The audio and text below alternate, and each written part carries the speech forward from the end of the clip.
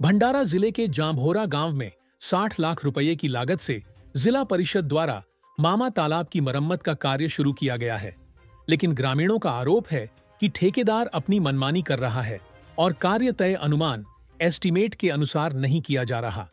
इस वजह से तालाब की पाल का काम बेहद घटिया स्तर पर हो रहा है, जिससे कुछ ही समय में यह दोबारा खराब हो सकता है।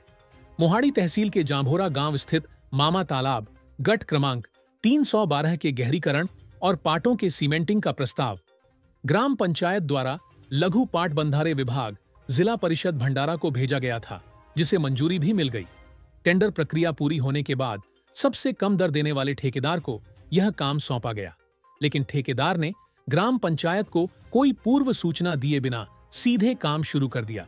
इसके अलावा वह निर्धारित अनुमान के अनुसार कार्य नहीं कर रहा। नियमानुसार पहले तालाब की पाल पर बेंचिंग करके उसके बाद पाल पर मिट्टी डालनी चाहिए थी, लेकिन ठेकेदार बिना बेंचिंग के ही सीधे मिट्टी डालकर पाल तैयार कर रहा है। ग्रामीणों का आरोप है कि जिला परिषद के अधिकारी इस पर कोई ध्यान नहीं दे रहे। साथ ही जब मीडिया कर्मी गांव पहुंचे तो उसी दिन ठेकेदार ने काम बंद कर दिया। लघु पाटबंधारे विभाग जिल्हा परिषद भंडारा अंतर्गत जांभोरा येथील सागर तलाव गट क्रमांक 312 यामध्ये तलाव खोलीकरण, पाड मजबूतीकरण आणि पाटचारे सिमेंटीकरणचे काम या ठिकाणी मंजूर झालेले आहेत। सदर काम करताना कंत्राटदारांनी ग्रामपंचायतीला कोणत्याही प्रकारची सूचना किंवा माहिती त्या ठिकाणी दिली नाही।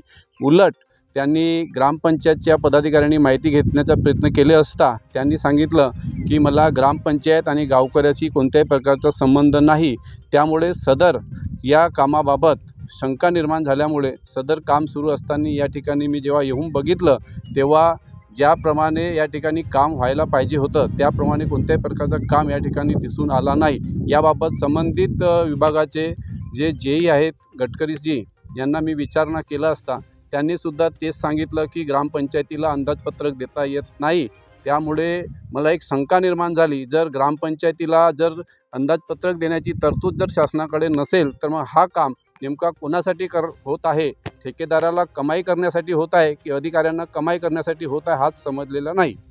मी हा सागर तलाव इथला शेतकरी असून मी जेव्हा शेताकडे आलो तर मला इथला हा जो काम आहे हा निकृष्ट दर्जाचा आढळून आला आणि ग्रामपंचायतकडून अशी माहिती मिळाली की हे कोणत्या ठेकेदाराला हे काम आहे आणि आम्हाला काही अंदाजपत्रक नाही आहे आणि कशा पद्धतीनं खोलीकरण चालू आहे आणि हे जे पाटचाऱ्याचं जे काम आहे त्याच्याबद्दलही डिटेल आम्हाला माहीत नसल्यामुळे मी त्यांना विचारणा केली ग्रामपंचायतच्या सदस्यांना की हे कसं काय काम आहे की ग्रामपंचायतीचे इथं कर्मचारी दिसत नाही किंवा अधिकारी तुमचे पदाधिकारी दिसत नाही, तर हे बिनबोबाट हे काम चालू आहे का असं लक्षात आलं। तर त्यांच्याकडून मला माहिती मिळाली की हे आम्हाला यांनी अंदाजपत्रक दिलं नाही किंवा ग्रामपंचायतलाही विश्वासात घेतलेलं नाही आहे आणि त्यातच मग त्यांनाही शंका निर्माण झाली आणि मलाही वाटलं की खरोखर इथं काहीतरी शंकाला पेव आहे असं वाटलं। आणि त्या पाडीचं जे मातकाम चालू आहे ते मला वाटते कमी दर्जाचं काम चालू आहे, कारण की त्याला ते खाचं पाडायला पाहिजे असं मला ऐकण्यात आलं, पण ते आमच्याही नजरेस कुठं दिसून नाही राहिलं। तरी पण ह्या ज्या कंत्राटदार आहे आणि जे इथले जे कोणी अधिकारी आहेत यांच्यावर खरोखरच हे कठोरात कठोर कार्रवाई व्हायला पाहिजे। इस विषय पर जब अधिकारियों से प्रतिक्रिया मांगी गई तो उनका जवाब और भी चौंकाने वाला था। उन्होंने कहा कि काम शुरू हुआ है, लेकिन उन्होंने अभी तक जाकर निरीक्षण नहीं किया है। अगर काम नियमों के अनुसार नहीं हो रहा तो कार्रवाई की जाएगी। लेकिन ठेकेदार ने काम शुरू कर दिया और जिला परिषद के तकनीकी अधिकारियों को इसकी जानकारी नहीं थी। यह अपने आप में एक गंभीर लापरवाही को दर्शाता है। इससे स्पष्ट होता है कि काम की गुणवत्ता कितनी घटिया हो सकती है।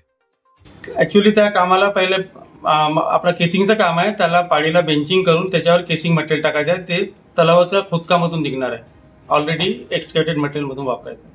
पण आता सध्या ते बेंचिंग न करता डायरेक्ट तलावाच्या पारीवर माती घालणं सुरू आहे। नाही, तशी आपल्याला सूचना आली आहे तर आपण त्यात दुरुस्ती करण्यासाठी कंत्राटदाराला सांगू। पण कंत्राटदाराने असं का बरं काम केलं? तुम्ही तर आधी सूचना दिल्या असेल, कशा पद्धतीने काम दिल्या होत्या, पण त्यांनी त्या खोदकामाची फक्त पाडीवर माती टाकली